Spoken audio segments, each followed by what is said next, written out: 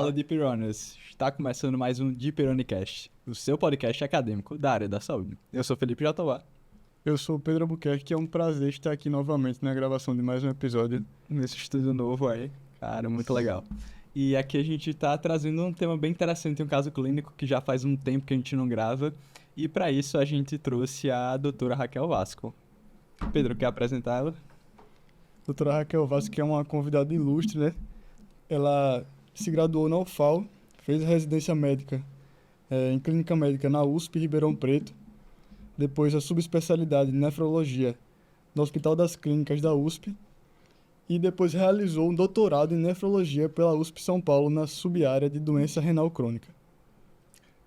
Então, professora Raquel, quer falar um pouquinho? Obrigada pelo convite e hoje eu acho que a gente vai falar de um caso que provavelmente eu gosto muito, que é na área de doença renal crônica. Perfeito, e para esse episódio a gente recomenda que o pessoal que está assistindo realmente tente parar, tente raciocinar com a gente, vá vendo passo a passo o que é que você faria no lugar, realmente para a gente ter essa dinâmica do caso clínico, tá bem? Então a gente vai começar. Vamos lá. Vamos lá? Então, esse foi um caso de uma paciente sexo feminino, 68 anos. Ela foi encaminhada por um exame alterado. E aí a gente foi ver um pouquinho da história dela. Ela fala que vem ao consultório mostrar alguns exames de rotina e relata queixa de espuma na urina e dor nas costas. E nega outras queixas. É coisa bem comum do ambulatório de nefrologia, né? A gente vai olhar um pouquinho as medicações dela. Perdão, os antecedentes. A gente viu que é um paciente que tem diabetes mellitus há 15 anos. É hipertensa, recém-diagnosticada. Tem retinopatia diabética. E nega etilismo e tabagismo. Então, aqui nesse começo, tem alguma coisa que chama atenção já pra gente? Já sabemos que é uma causa de doença renal crônica, né? Então, o que é que a gente pode tirar desse começo? Acho que a primeira observação que nós temos que fazer é a queixa e o antecedente, né? Ela tem uma queixa de espuma na urina, que para o nefrologista chama atenção para um achado laboratorial possível, que é a proteinúria, e uma doença que pode causar espuma na urina, proteinúria, que seria o diabetes, principalmente um diabetes de longa data. Então, para mim, eu já estou pensando até em algumas possibilidades. Na etiologia, talvez. Isso. Excelente. Aí, continuando o caso, as medicações de uso. Faz uso de metformina, 850mg, uma vez ao dia. Gliclazida, 30mg, duas vezes ao dia. E losartana, uma vez ao dia, 50mg. O exame físico tinha um APA de 190 por 100, um peso de 55 kg, a altura de 1,55, com IMC de 22,8 e edema de membro inferior, 2 cruzes de 4. E aí, finalmente, a gente vai olhar os exames da nossa paciente. Então, ela traz os exames com uma hemoglobina de 8,6, um hematócrito de 25,5, plaquetas de 258 mil, uma glicemia de jejum de 184, uma glicada de 8,5, um colesterol total de 140, HDL de 38, LDL de 81, um triglicerídeo de 111, uma ureia de 70, uma creatinina de 2,42, com a cistatina C de 2,24, é muita coisa, gente, mas vamos continuar, uma homocisteína de 13,25, uma albumina de 3,6, um sódio de 139,4, um potássio de 5,6, um cálcio de 9,1, um fósforo de 6,63, um PTH de 213, uma vitamina D de 17,6, com bicarbonato 18, ferritina 216,39, com uma proteinúria de 24 horas de 2.674. Professora, outro achado ainda dos antecedentes, que também corrobora com o que a senhora pontuou de uma diabetes assim, de longa data, é essa retinopatia diabética, né? Que já vem numa diabetes num estágio mais avançado, né? Isso. Quando a gente pensa em diabetes, é uma doença bastante comum, assim como a própria doença renal crônica. Então, a gente precisa fazer o link. Realmente, essa doença renal crônica é por conta desse diabetes? Lá, um ponto para a diabetes seria o tempo. Segundo ponto, complicações microvasculares. A principal, retinopatia diabética. Então, isso já chama atenção para a possível causa dessa alteração renal ser por conta do diabetes. Certo, então depois de olhar todos esses exames que é que a gente deve ver inicialmente, pensando já na hipótese de doença renal crônica? O que é que a gente olha para saber se o paciente tem dessa? Primeiro ponto, para a gente definir que é uma doença renal crônica, a gente precisa de tempo. O tempo que é estabelecido é 3 meses. Então, eu preciso ou de uma função renal prévia, de 3 meses atrás ou mais, ou no acompanhamento eu repetir essa função renal e ver que realmente ela persiste, para a gente considerar que é crônico. Outros achados que a gente precisa, principalmente no começo da doença renal, ver se ela já tem algum outro marcador de lesão renal, que seria, por exemplo, perda de proteína. Então, a nossa paciente ela tem uma perda de proteína superior até 1 grama, né? Então, isso pode até explicar essa queixa dela da urina espumosa e até mesmo do edema, tá? E outra coisa muito importante é quando a gente pega uma creatinina e fala, doença renal crônica, a gente precisa classificar, a gente precisa saber em que estágio essa doença renal está. Então, toda vez que vem uma creatinina, sempre temos que calcular a taxa de filtração glomerular para saber em que estágio, qual o risco dessa paciente de progressão de doença renal.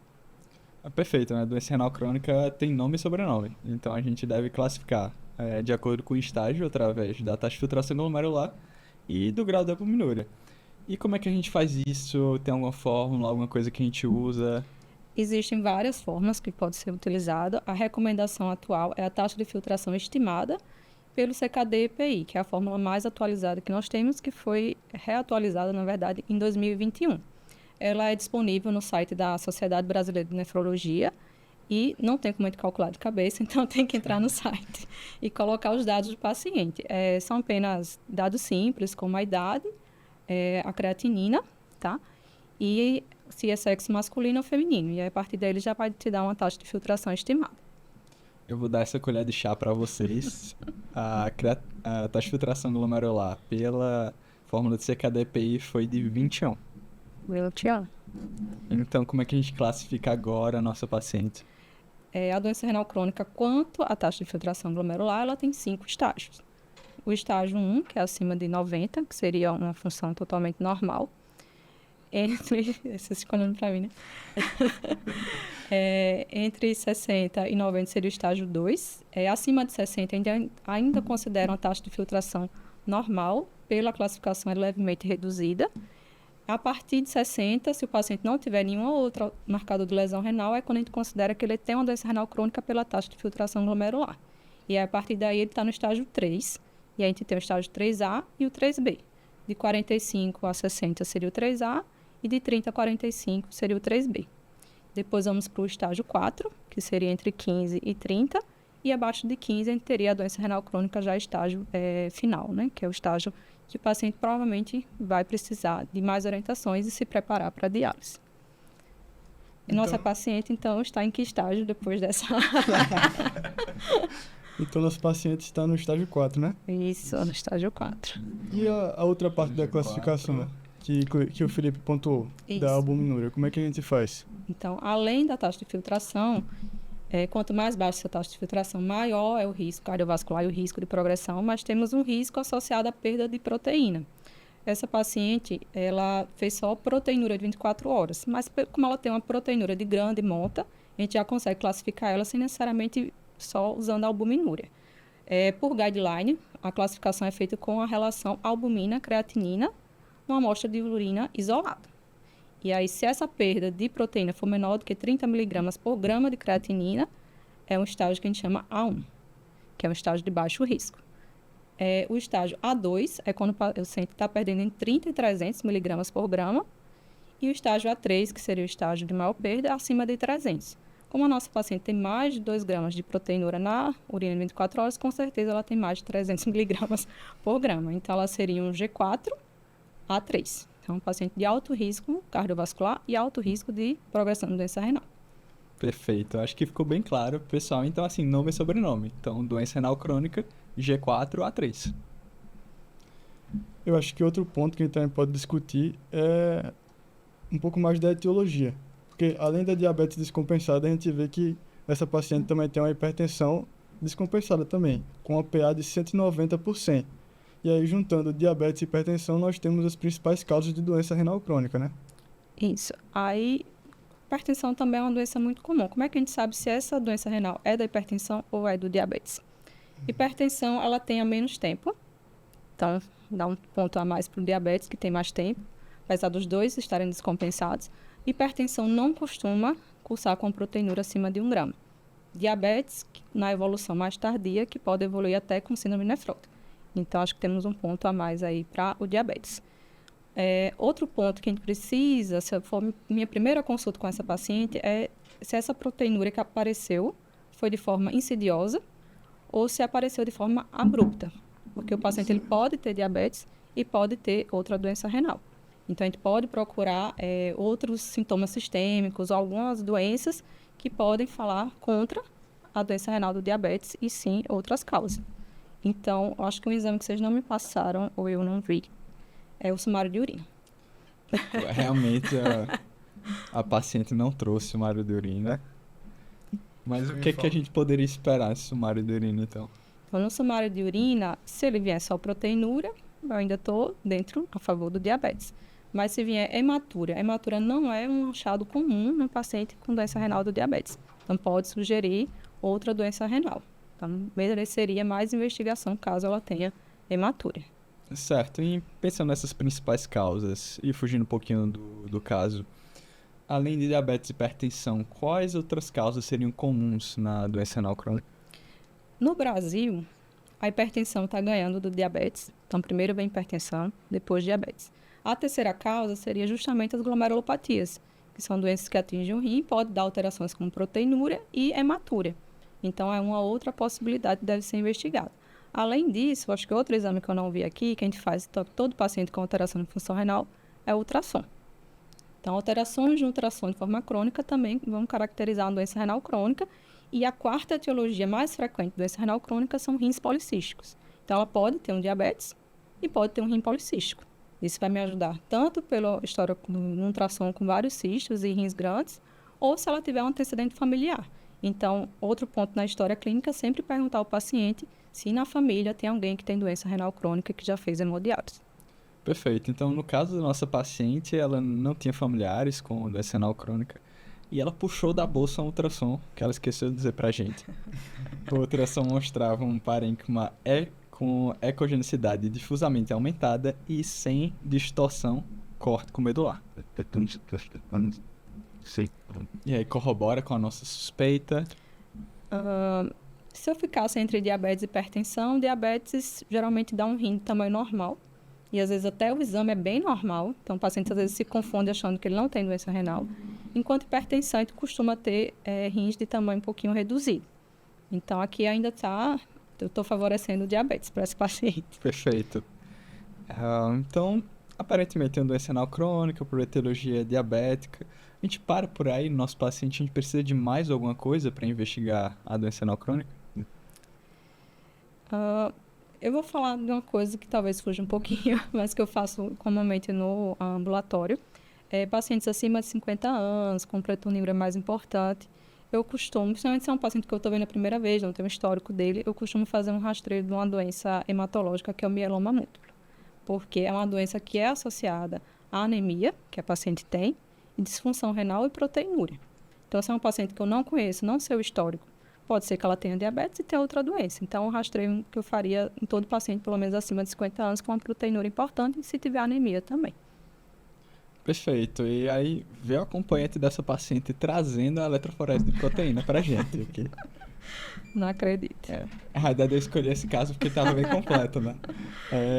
A paciente tinha uma albumina de 50,7, de 3,4 gramas por decilitro a 4,85, alfa 1, 3,1 a 5,6%, 0,22 a 0,43 gramas por decilitro, alfa 2, 8 a 12,7%, de 0,55 a 1,08 gramas por decilitro, beta 1, 4,9 a 7,2%, de 0,32 a 0,54 gramas por decilitro, gama 10,3 a 18,2%, de 0,74 a 1,75 gramas por decilitro, proteínas totais 6,5 a 8,2 gramas por decilitro e proteína monoclonal ausente. Aí eu fico um pouquinho mais tranquila. Porque não é tão incomum assim, às vezes a gente se surpreender com mieloma no meio dessas doenças que estão frequentes, né? E a gente às vezes perde de vista outras doenças que a gente pode fazer o diagnóstico e tratar também. Perfeito, então fica essa clinicagem aí pra gente de pedir eletroforese e proteína. Professora, outro exame aí que também veio alterado foi o paratormônio. A paciente tinha um paratormônio de 213, o PTH. O que é que isso pode indicar para a gente no contexto da doença renal crônica? Então, a gente tem um paciente no estágio 4. Estágio 4 é quando a gente começa a ver algumas complicações da doença renal. Uma delas é a doença mineral óssea do doente renal crônico, que é composto por alteração do PTH, elevação, alteração de cálcio, pode estar normal ou reduzido, e alteração do fósforo, pode estar normal ou aumentado, e deficiência de vitamina D, tanto do precursor, a vitamina D, 25 vitamina D, como do calcitriol. E aí a gente pergunta, quem é que começou primeiro? Por que esse PTH veio alto, né? Então, o que a gente pode pensar uma das causas, né? Quando o rim diminui de tamanho, vai perdendo função, ele não vai produzir vitamina D. Vou tentar ser um pouquinho mais simples aqui, tá? E quando a gente não produz vitamina D, a gente não absorve cálcio e fósforo do intestino. Daí, se a gente não absorve cálcio, nosso risco é de ter hipocalcemia. E hipocalcemia é um dos principais estímulos do PTH. Então, muitas vezes a gente vê um cálcio normal e um PTH alterado. Provavelmente é o PTH que está compensando essa hipocalcemia. Quando a doença vai progredindo, a gente vai ver que ele não vai conseguir compensar e a hipocalcemia vai aparecer. Então, esse é um ponto de estímulo para o nosso PTH. O outro ponto de estímulo, o rim é responsável também pelo controle do fósforo e a eliminação do fósforo. Na hora que ele não está funcionando, o fósforo se acumula. Na hora que o fósforo se acumula, ele também vai estimular o PTH. Então, já temos 2 estímulos para o PTH. E aí vem o terceiro estímulo, que a gente já falou no início, que seria a própria vitamina D.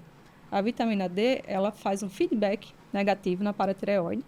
E aí diria para o PTH, se acalme que eu estou resolvendo o problema da hipocalcemia. Mas o rim não está produzindo vitamina D. Então, não está fazendo esse feedback negativo no PTH. Novamente, o PTH é estimulado. Então, tem tudo para estimular o PTH. Então, isso é uma das causas da doença mineral óssea, que é o hiperparatiroidismo secundário da doença renal crônica. A gente tem outro polo dessa doença, que a gente pode falar, que é quando o PTH, na verdade, está muito baixo, que é uma doença que a gente chama adinâmica. Mas aí eu vou deixar esse ponto para depois. Senão a gente vai se alongar muito nessa doença mineral óssea. E que outras complicações a gente poderia esperar no nosso paciente?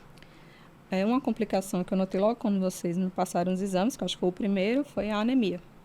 Então, o paciente tem uma hemoglobina baixa, né? 8,6. 8,6. Faz importante a gente falar que um paciente renal crônico, a gente tolera um pouquinho de anemia, então o nosso alvo é entre 10 e 12. Então, abaixo de 10 é onde a gente vai pensar em terapia de tratamento dessa anemia. E, para isso, a gente precisa ver qual é a causa da anemia. Por que é que o rim, né, está influenciando tanto uma coisa que é hematológica, né? Então, existe um link aí da anemia com a doença renal crônica, que o rim, ele é o principal produtor de um hormônio, que é a eritropoetina, que estimula, né, a produção das hemácias. Então, é uma das causas de anemia no paciente doente renal crônico. No entanto, a anemia ela não é só por esse fator, ela é multifatorial. E eu não peguei o resultado, mas eu pedi para vocês me repetirem. A gente precisa fazer um rastreio de uma anemia carencial. Então, eu preciso saber o perfil de ferro desse paciente, que eu não me recordo dos exames que você me falou. Uma ferritina de 216,39. Tá. Tem uma saturação também ou só ferritina? Só isso, meu. Para tratamento de anemia carencial por deficiência de ferro, a gente pede 2 exames, principalmente do perfil, que seria a ferritina e a saturação de ferro. Quando a ferritina no renal crônico conservador está abaixo de 100 ou a saturação abaixo de 20, fala um pouquinho a favor que essa anemia tem um fator contribuinte que é a deficiência de ferro e eu deveria repor. Se eu fiz a reposição ou o paciente tem um estoque de ferro normal, ainda tem outra anemia carencial que a gente deve investigar, principalmente nessa paciente, porque ela faz uso de metformina, que seria a deficiência de B12. Eu não sei se ela trouxe nos exames dela esse resultado. Olhando para o restante do hemograma dela, a gente viu que estava tudo normal, que é uma coisa que contribuía para pensar em doença renal crônica, aquela anemia normo-normo, né? Que pode ser até de doença crônica mesmo. E a B12 normal. É uma B12 normal. Existem outros fatores também associados à anemia, a meia-vida da hemácia é mais curta no renal crônico, a própria uremia, as toxinas, né, faz com que estimule, tem mais inflamação, então o paciente acaba tendo mais anemia. Uma vez que eu falei que o alvo é entre 10 e 12, minha paciente está abaixo de 10 e tem um estoque de ferro, uma ferritina ok. Então, nesse paciente, estaria indicado eu começar o uso da alfa-poetina. E aí sempre vem essa pergunta, mas por que o paciente tem que ficar entre 10 e 12? Eu não posso deixar ele com hemoglobina de 13, 14, né? Aquela hemoglobina do paciente atleta, vai ficar bem. Então, existe um risco, né? Quando a gente usa a alfa-poetina, a eritropoetina para aumentar a eritropoese, e esse risco é deixar o sangue mais viscoso, o paciente tem risco de trombose, tem risco de AVC. Então, paciente com alto risco cardiovascular. Isso. Então, para pacientes com alto risco cardiovascular e risco de AVC, a gente tende a ficar entre 10, 10,5, 11 no máximo. A gente não puxa muito essa hemoglobina para perto de 12, tá? Professora, só para ficar mais claro para quem não conhece, o que seria a alfa-poetina? O rim, ele produz eritropoetina. Então, a gente tem hormônios recombinantes que foram criados, né, pelos humanos, para poder fazer a função que o rim não está fazendo. E no Brasil, o que a gente tem disponível é a alfa-poetina, né? Então, é a partir daí que a gente faz a reposição desse hormônio. Certo. Então, seria a eritropoetina sintética, né? Isso. Perfeito. Acho que outra coisa que chamou a atenção, para mim, pelo menos, e é uma coisa que eu tenho bastante medo, é esse potássio de 5,6. E aí o paciente está usando losartana, será que a gente não tiraria isso? Como é que a gente faz aí? É perigoso para o nosso paciente ficar com esse potássio 5,6? Enquanto a hipercalemia, né, que é uma complicação da doença renal crônica, ela acontece pelo mesmo motivo que eu tinha falado do fósforo, o rim não está conseguindo eliminar o potássio que ele está adquirindo, principalmente da dieta. Então, um ponto, antes de eu pensar em mexer numa droga que eu gosto muito, que é o losartana, o Lusbra, né, é ver como é que está a dieta do paciente. Algumas frutas, algumas verduras têm mais potássio, mas principalmente os ultraprocessados, né, refrigerante, né, os embutis, enlatados, tudo que é ultraprocessado tem conservante, tem mais potássio. Então, antes de a gente cortar as frutas todas do paciente... Tirar a banana do paciente. Vamos primeiro interrogar como é que está a alimentação dele. Cortar primeiro o que faz mal à saúde, que seriam esses tipos de alimento. Depois, se a gente vê que mesmo ele tendo uma alimentação mais saudável, ele está mantendo o potássio mais alto, a gente começa a restringir alguns tipos de frutas, tá? Tem uma fruta que a gente sempre restringe, não só pelo potássio, tá? Isso acho que vale lembrar. Famosa essa fruta. A famosa carambola, né? Então, ela, não só pelo potássio, mas ela tem uma toxina que se acumula no doente renal crônico, pode dar confusão mental, piorar a função renal. Então, ela é um veneno para o paciente com doença renal. Então, ele não deve comer de forma alguma. Perfeito. Tem mais coisa aí para esse potássio, antes de eu querer mexer na minha medicação. Outra coisa que nós temos que ver é a acidose. Na hora que o paciente tem acidose, você tem uma translocação de potássio para fora da célula, para dentro do sangue. Pelo mecanismo de shift. Pelo mecanismo de shift. Então, a nossa paciente tem acidose? Ela tem um bicarbonato de 18. Isso, de 18. A diretriz atual, em 2023, tem uma orientação de a gente só repor bicarbonato quando está abaixo de 16. Porque é bicarbonato de sódio, tem risco de hipervolemia e piorar a hipertensão.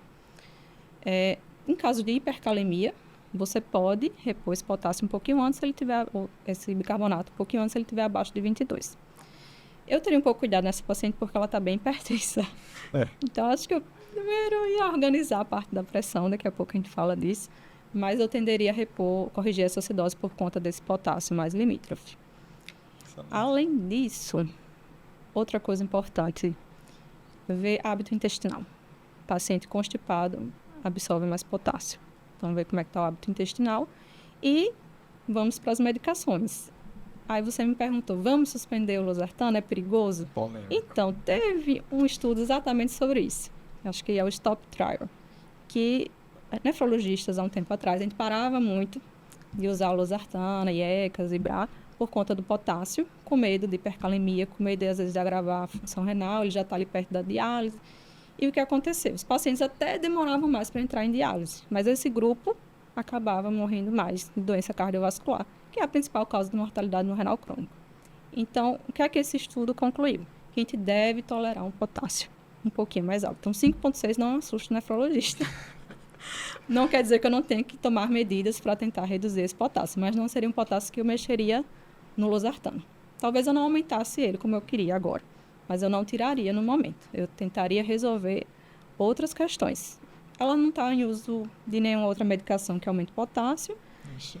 E ela tem edema, que você me falou, acho que no começo do caso. Isso, edema das cruzes de 4. Então, temos uma medicação que podemos usar aqui e vai servir para 2 coisas. Controle do potássio, controle da pressão e controle da hipervolemia.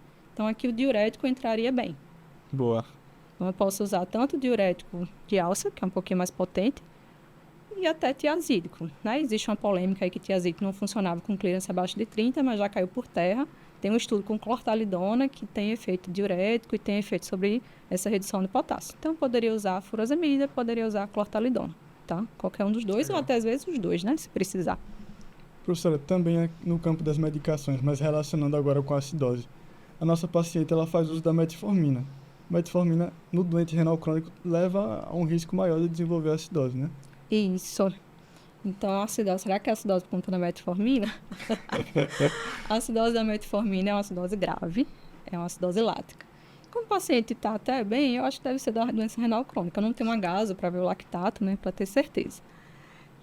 Mas aí você me chamou a atenção, ela está usando metformina e ela está no estágio 4, né, uma taxa de filtração menor do que 30. Metformina e glicazida. E glicazida. Então, e está com diabetes descompensado. Eu acho que ela merece uma revisão dessas medicações para o tratamento do diabetes. Para a doença renal crônica, quando começa a perder função, a gente começa a ter algumas restrições de medicações para tratamento do diabetes. Uma delas é a metformina. Pelo risco de acidose lática, a gente não usa abaixo de 30. O nosso paciente teria que suspender. Se ela tiver entre 30 e 45, eu poderia usar na dose que ela está usando, até 1 grama. Acima de 45, eu posso usar normal, tá? E a glicazida é uma medicação que é um hipoglicemiante disponível também em algumas redes SUS, é uma sulfonilureia e tem risco de hipoglicemia, principalmente renal crônico estágio mais avançado. Então, apesar dela estar descompensada, não é uma medicação que eu também ficaria confortável, principalmente se ela for uma paciente que mora no interior, tem pouco acesso, né, uma área de saúde, se ela fizer hipoglicemia, ela não vai, né, às vezes ter acesso, né, para corrigir essa hipoglicemia, então não é uma medicação que eu ficaria confortável. Então, eu suspenderia os 2. Tiraria e os aí? 2. O que é que eu faço agora? Vamos ver daqui a pouco na conduta o que é que vai rolar. Mas, só para fechar um pouquinho os exames, teve 2 coisas que a gente ainda... 3 coisas que a gente ainda não comentou também. O fósforo tá alto, acho que já falou um pouco disso, né? Em relação à redução da taxa de filtração, mas acho que talvez mereça alguma conduta da gente. Eu falei do hiperparo e não falei como é que trata, né? E essa vitamina D aí, acho que o pessoal começa a se coçar para repor, né? 17,6, o que é que a gente teria de alvo? Ok. Então, quando a gente fala em hiperpara, no paciente em conservador, a gente não tem muito um valor fixo, assim, do PTH que me incomodaria, mas com certeza acima de 200 já me incomoda também. E aí eu falei que várias coisas estão estimulando esse PTH. Então, o primeiro passo no paciente no estágio conservador é tratar o que está causando essas alterações. Hiperfosfatemia. Então, aqui a gente vai pensar, de onde vem o fósforo? Vem da dieta também. Então, um passo é rever a dieta do paciente. O fósforo é mais presente em proteínas, tá? Então, quando o paciente faz uma restrição de proteína que é recomendada para o doente renal crônico, ele já teria uma diminuição desse fósforo. Além disso, derivados do leite, queijo, também tem fósforo. Mas, novamente, os ultraprocessados, né, os conservantes, a Coca-Cola, principalmente, tem muito fósforo. Não é que tem muito fósforo, é um fósforo super biodisponível. Então, às vezes, ele tem menos lá quando você olha no rótulo, mas todo aquele fósforo é absorvido. O do leite, ele não é tão absorvido quanto o da Coca-Cola. Então, se eu fosse restringir, não vai tomar Coca, né? Pode ficar com leite ainda. Se for uma hiperfosfatemia de difícil controle, você pode restringir um pouquinho os produtos lácteos também. E se não melhorar, tem remédio também. Então, a gente tem alguns quelantes para diminuir a absorção de fósforo pelo intestino, quelantes à base de cálcio, quelantes sem ser à base de cálcio. Eu usaria quelantes à base de cálcio para pacientes que tivessem um pouquinho de hipocalcemia, mas a gente não costuma usar uma dose muito alta pelo risco de calcificação vascular. E a gente já sabe que o nosso paciente tem alto risco cardiovascular. Então, a gente tolera um cálcio no limite inferior da normalidade. E, nesses casos de cálcio normal, eu até preferiria quelantes que não fossem à base de cálcio. Então, eu corrigi o fósforo, eu não lembro se o cálcio estava baixo. O cálcio total de 9,1. Então, o cálcio estava bom. Então, eu usaria um quelante que não fosse à base de cálcio. E eu tenho uma vitamina D baixa também. Pode estar, né, influenciando nesse PTH. A vitamina D para doente renal crônico, o alvo é acima de 30. Entre 30 e 50. Não precisa também exagerar, tá? Eu sei que está na moda, às vezes, né, usar muita vitamina D. Mas entre 30 e 50 é o que é recomendado, tá? Então, esse paciente teria indicação de fazer a reposição e a gente faz atualmente com colecalciferol. As doses variam um pouquinho dependendo da deficiência de vitamina D. Às vezes a gente faz uma dose maior no início e depois deixa uma dose de manutenção. Depois que eu ajeitar tudo isso, repetir os exames, repetir o PTH, a gente vê para que lado ele está indo, se ele continua subindo ou se ele vai chegar mais perto de 150, que eu ficaria mais calma. Ainda está alterado, mas pelo menos está baixando. E é a partir daí que eu tomaria outras decisões em relação a essa doença mineral óssea, se ele precisaria de outra medicação ou não para inibir esse PTH, caso ele continue subindo. Perfeito. E acho que para finalizar essa parte dos exames, teve um que a gente não comentou bem sorrateiramente, ele passou aqui do lado da creatinina, que foi a cistatina C. Acho que quando veio a creatinina todo mundo se assustou, mas tem a cistatina C de 2,24. Para que serve isso? Acho que muita gente nem viu isso na prática.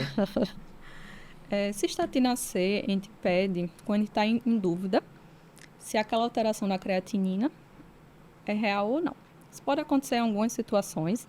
Por exemplo, hoje em dia, o pessoal, né, vai para a academia, costuma tomar muitos suplementos, pode usar creatina. A creatina ela vai influenciar no valor da creatinina. Não é esse ponto. Se eu visse uma creatinina de 2,4, eu não ia achar que era a creatina. Poderia estar influenciando um pouquinho, mas né, eu estou nessa dúvida, né? Pacientes, às vezes, muito obesos também, pode falsear, né? Se tem, na verdade, uma creatina, às vezes, mais baixa.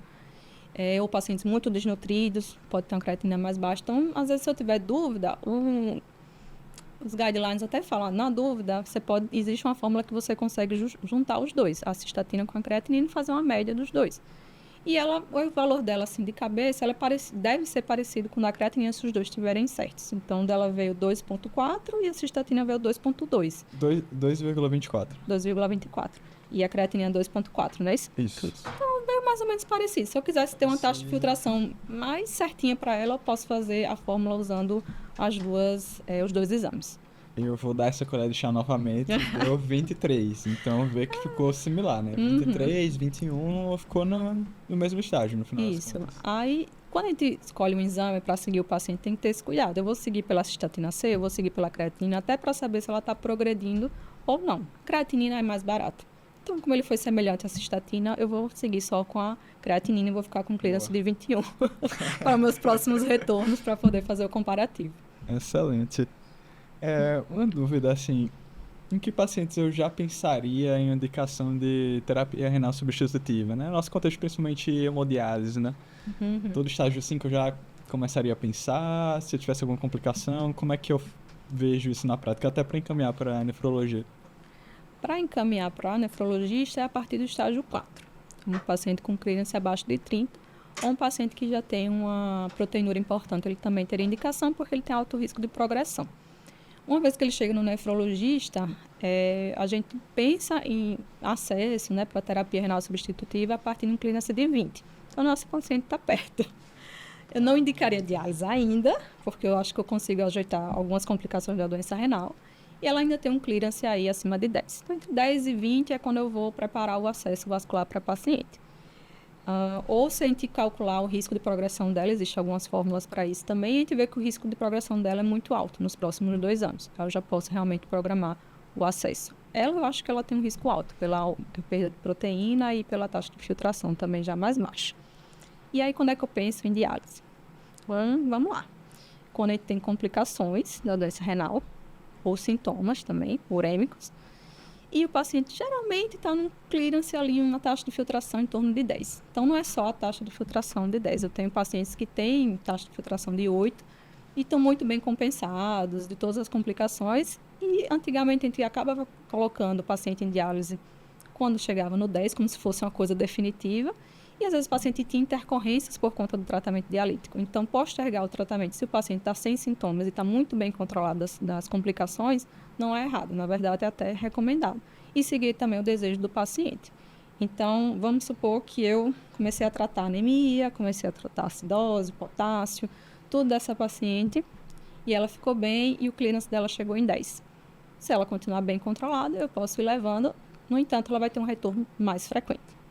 Quando eu falo retorno mais frequente, a gente pensa logo no SUS, né? Será que esse paciente consegue voltar frequentemente? Se for um paciente que consiga voltar, eu continuo seguindo. Se for um paciente que eu acho que o risco dela entrar em diálise ou em urgência, porque ela mora no interior, não vai conseguir vaga, não vai voltar, eu coloco antes. Então, tem todas essas coisas além, né? Todo esse jogo de cintura Isso. que o nefrologista tem que fazer. Mas, se a gente fosse pensar em indicação clássica de diálise, né? Então, a gente vai para uma taxa de filtração geralmente abaixo de 10 e uma complicação que não está melhorando. Uma delas, uma anemia refratária, que pode ser por conta da uremia, uma acidose refratária, uma hipervolemia refratária, né? O diurético, ela continua hipertensa, continua demasiada. Paciente que tem uma doença mineral óssea que também não está evoluindo bem, né? E sintomas urêmicos, de forma geral, né? Náusea, vômitos, perda de peso, falta de apetite, sangramento gastrointestinal. E as urgências dialíticas também podem aparecer, que é a encefalopatia urêmica ou pericardite urêmica, que são casos de urgência, né? Então, às vezes, alguns pacientes a gente pode colocar em diálise um pouquinho antes, não só com essa taxa de filtração de 10, se ele tiver esses sintomas urêmicos também mais presentes, tá? Então, não é só um número, é meio que um conjunto da obra. Perfeito. Tanto a parte social, como exames, como tudo, né? Paciente. Outro método de terapia renal substitutiva é o transplante renal, né? Tem alguma grande diferença em relação aos benefícios e também as indicações entre os dois métodos? Além do transplante renal, tem a diálise peritoneal, mas eu vou falar do transplante. O transplante renal ele pode ser preemptivo, quando ele é antes do paciente entrar em diálise. Ele, às vezes, é preconizado até para paciente que tem doença renal policística e tem um doador vivo, né? Não dá para a gente ficar na fila esperando o doador falecido. A gente sabe que a fila no Brasil é bem lenta, né? Então, o paciente, às vezes, aguarda 4, 5 anos. Então, não dá. Mas se for um doador vivo, às vezes o paciente está ali com clearance abaixo já de 15, ele já pode programar o transplante dele, né? Temos um caso famoso, que é da Selena Gomes, que conseguiu transplantar antes de entrar em diálise. Então, é uma possibilidade de terapia renal substitutiva. E a diálise peritoneal, que é um outro método dialítico que também é possível, não é tão ainda a realidade no Brasil, né? É bem baixo os pacientes em diálise peritoneal, mas é uma coisa que eu acho que até vale a pena, né, o governo, de certa forma, investir mais. Interessante. E lembrando que a diálise implica alguns custos do paciente, né? Tem que se deslocar, tem que sair das atividades dele para fazer a hemodiálise. Ele fica 4 horas fazendo a diálise. Tem o risco da própria diálise de ter complicações, né? Então tudo isso deve ser pensado também, né? Pensando em gestão de saúde. Isso. Inclusive, a diálise peritoneal, a vantagem é essa. O paciente ele só vai ao hospital uma vez por mês para fazer a consulta com o nefrologista e ele faz a terapia em casa, tem menos risco de efeitos colaterais da hemodiálise. Não tem tanto risco de câimbra, hipotensão. Então, é um método que deve ser pensado, principalmente para paciente que mora muito longe, né, no interior, não tem tanto acesso assim aos centros de hemodiálise, tá? E para nosso paciente, teria alguma coisa para a gente segurar essa progressão aí? Alguma medicação? Tem várias coisas. chegando? Ela está bem no limite, mas ainda dá. Então, algumas coisas que nós precisamos pensar. Controle da hipertensão. Então, temos um alvo aqui de tem 68 anos. Eu vou considerar ela um idoso rígido, tá? Se eu conseguisse 14/9 abaixo, eu estaria feliz. 13/8 se ela tolerar, né? Porque às vezes nesse estágio de doença renal, quando a gente baixa muito rápido a pressão, ela pode acabar progredindo. Então, eu iria devagar.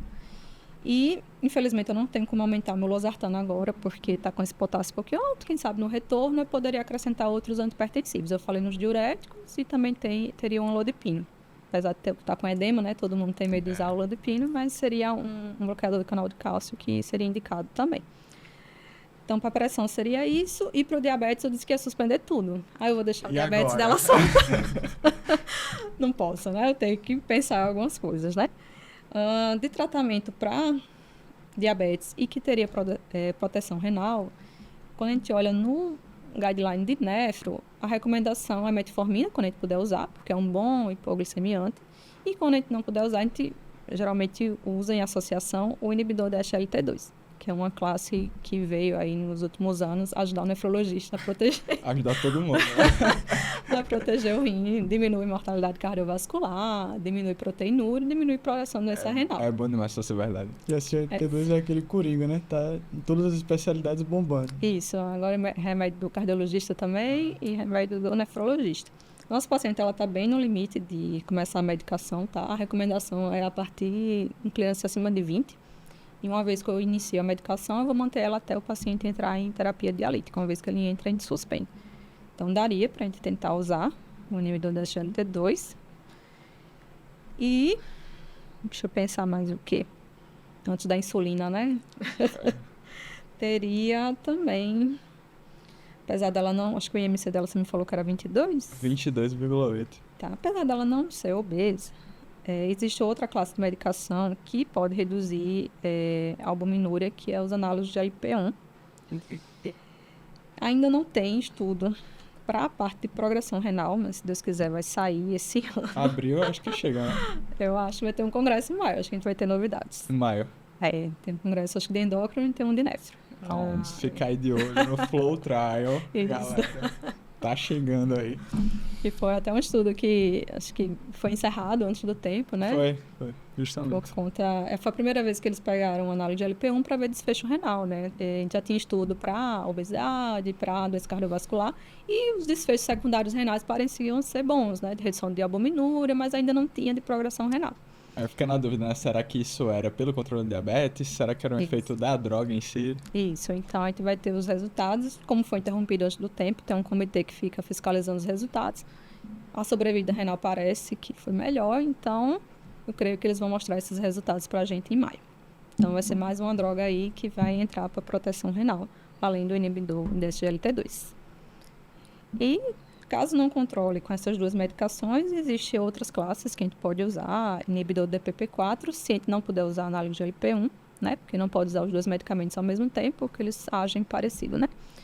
Então, se eu não puder, porque são medicações caras, ou realmente o paciente não puder por alguma contraindicação, não são medicações que protegem o rim, mas ajudam a controlar a glicemia, e algumas representantes dessa classe não têm ajuste para a função renal. Então, eu teria mais segurança de usar nessa paciente que já está com a taxa de filtração mais baixa. E acho que se nada controlar, pioglitazona eu não usaria muito, porque ela já está com edema, ela está em um estágio mais avançado, então é uma medicação antidiabética que eu não arriscaria. Eu acho que aí ela precisaria de insulina. Não que a gente vai demonizar a insulina. Eu acho que o controle do diabetes dela aqui é que a gente deve pensar também em termos de redução de progressão, né? Além de todo esse controle. Ela está fora da faixa ainda, né? Estava com a glicada de 8,5. Isso. E aí a gente pensa qual é o alvo da glicada, né? Para todo mundo. Será que é 7? Esse paciente que já tem mais comorbidade, 68 anos. Isso. Então, eu posso até tolerar perto de 8, né? Então, mesmo assim, ela está fora do alvo. Talvez com o inibidor da GLT2, análise de GLP1, ela consiga Até porque a gente do vai alvo. tirar a metformina e a glicose que tem um potencial de redução bem considerável. Isso. E aí, se não controlar, talvez ela precise de insulina, né? Lembrando que quando a gente começa a insulina, não precisa suspender os outros remédios, tá? Porque às vezes, né, algumas pessoas... já entrou na insulina como se fosse, tipo, o estágio final do diabetes, não pode usar mais nenhuma outra medicação. De tudo, né? Então, lembrar que você pode manter os antidiabéticos do paciente, não é só ficar com insulina. Tem mais coisa aqui nos exames, eu acho, que eu não falei. Foi tanto exame que você me falou. Foi muito exame.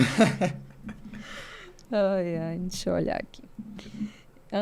Acho que a gente falou tanto de risco cardiovascular, de medicação que reduz risco cardiovascular, e eu não falei do colesterol do paciente, né? Então, assim, o paciente veio para o nefrologista, parece que está fazendo uma consulta de clínica médica, né? Porque a gente sai olhando tudo, olha diabetes, olha a pressão.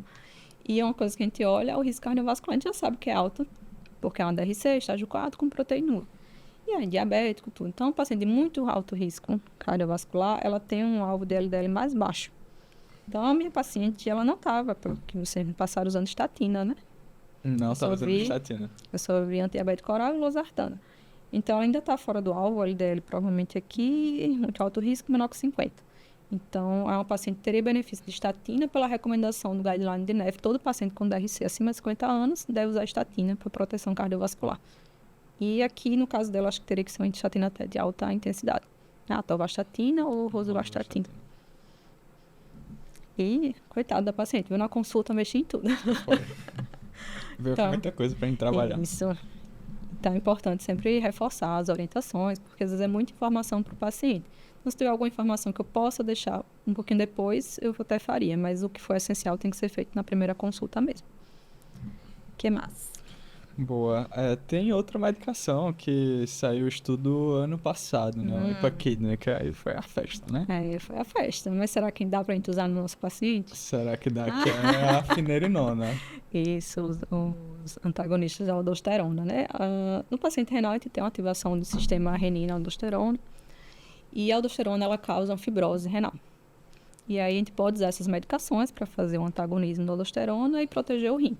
Então, nós temos a espironolactona, só que ela não é muito seletiva, dá mais hipercalemia, dá efeitos de ginecomastia. Talvez naquele paciente com IC, né? Já O ajudou paciente com IC, muito hipertenso, que não tem esse potássio, eu até tentaria, né? E ela é de custo mais baixo. Então, talvez coubesse nesse sentido, não vou deixar ela de lado.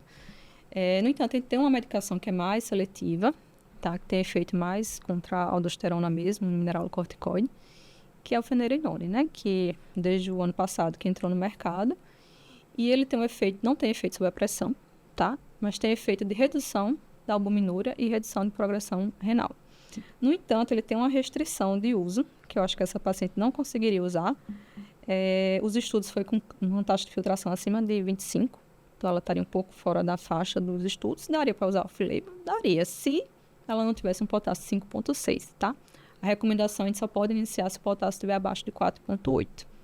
Então, é uma medicação que a gente poderia pensar depois que eu otimizar meu IECA e meu BRA, um dos dois, porque os estudos foram feitos assim. Então, IECA e BRA são consagrados para proteção renal. Então, estudos com inibidor da SGLT2 ou análise de LP1, qualquer um que você pegar, o paciente tem que estar usando IECA e BRA. Você vai ver lá que mais de 90% dos pacientes estavam usando. Então, primeiro, eu tento otimizar essas medicações. Pode ser que o paciente não tolere, por hipotensão, tudo isso. Otimizei. O paciente é diabético, inibidor da SGLT2. Otimizei. O paciente continua perdendo proteína, aí eu vou usar o finerenone. Então, tem um passo a passo. Agora, eu não posso usar IECA porque eu fiz hipotensão. Finerenone não dá hipotensão. Então, posso ficar com finerenone e inibidor da SGLT2. Então, você tem que ver como é que o paciente vai reagir durante o seu tratamento. Tá? Mas para essa paciente eu não recomendaria por conta dessas duas coisas, né? Da taxa de filtração baixa e o potássio alto.